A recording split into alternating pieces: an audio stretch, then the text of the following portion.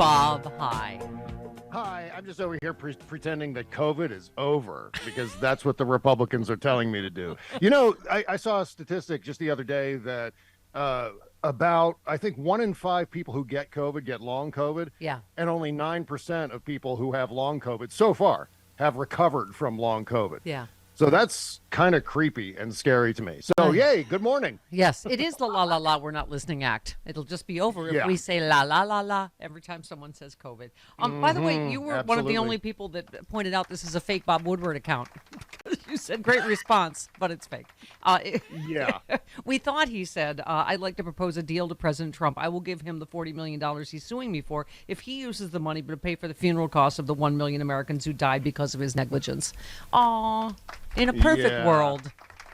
As much as I wanted that to be a real Bob Woodward quote, I'm thinking to myself, between that one and the Depends one, I'm like, no way. Bob Woodward's never that funny. I mean, he's a great journalist, obviously, legendary, but he's not known for his zingers. He's not like Rick Wilson trolling Donald Trump 24/7. You and I are like, please let the poopy one be real.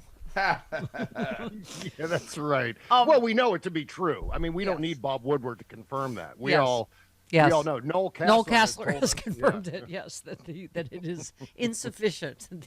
I'm going with Noel Castler over Bob Woodward. How about that? There you go. Yeah. There you go. Some indoctrination into social media. Also, Trump fell into one of the other Bob Cesca rules. Trump always makes things worse for Trump, in that he apparently admitted to several things on Truth Social. And you said in Trump's worm-infested walnut brain, an affair is different than had sex using my stubby mushroom penis. He's making a distinction without a difference is what he's doing. Right. He's saying, I didn't have an affair. And it was completely like Bill Clinton in that famous video with the finger. I did not have sexual relations with that woman. Well, you may define it differently, but it's the same thing. Right. And so we all know. I mean, his name is on the checks, for God's sake. Sorry, yes. That and was thank the you for that penis. Mario sound effect. Yes. I love that. Yes. With Toad. Yeah. By the way, him comparing himself to Al Capone, first of all, okay. But you just said, by the way, who the hell refers to Capone as Alphonse? Right. Forever and always the world's most self-satirical weirdo. Oh, my God. Oh, my God. And he's got, like, he when he refers to George Washington, for example, he always has to add, like, the late, great George Washington, as though we won't know if he mentions George Washington. Oh, that guy? You mean the guy who lives around the block, George Washington? Oh, no, he's talking about the president who died 250 years ago. Right. The late, great the late, great Alphonse Capone. But, you know, the other... What a weirdo. Well, first of all, him saying only the mob takes the fifth, and then him taking it 75,000 times yesterday on the, depot that was released.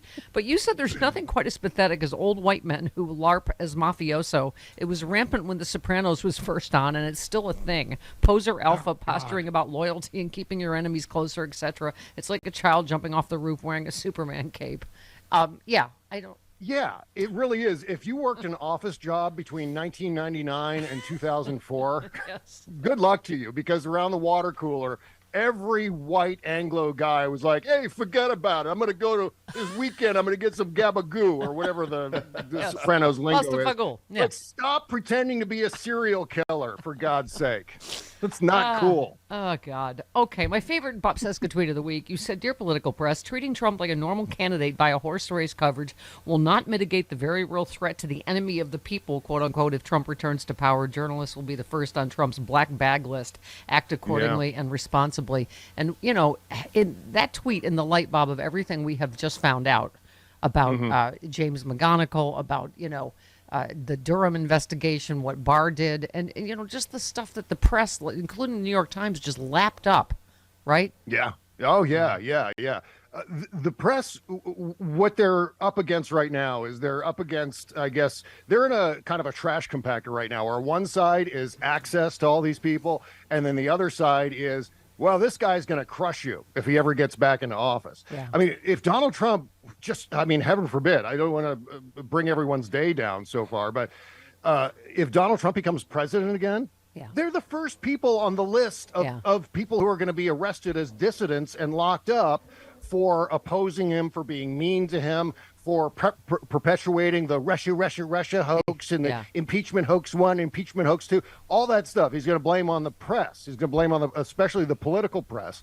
And they're the ones who are treating him the most normal. Yeah. So no matter what they do, no matter what lengths or what kind of pretzels they twist themselves into to paint this guy as being a regular political player, a political candidate. Yeah.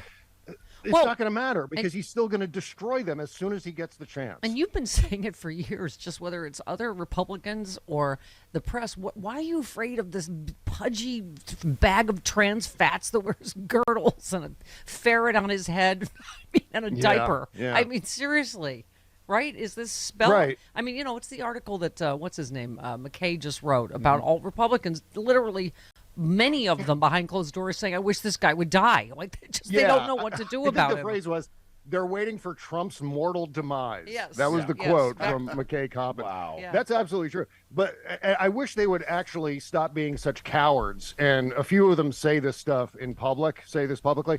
Because, look, I mean, what's the worst that can happen? Trump goes on Truth Central and he starts screaming about how terrible and how awful whoever this Republican rhino happens to be. Yeah. But you know what? They should take a lesson from Donald Trump insofar as even the worst press, even negative press, can be positive press. So if Donald Trump goes after you, I mean, if you play that the right way, that could be a huge benefit for your Q score, for your fundraising, all the rest of it. You just have to tap into the right thing. Has he? By the way, has he called Nikki Haley a whore yet this morning? Not yet. Nikki Haley will.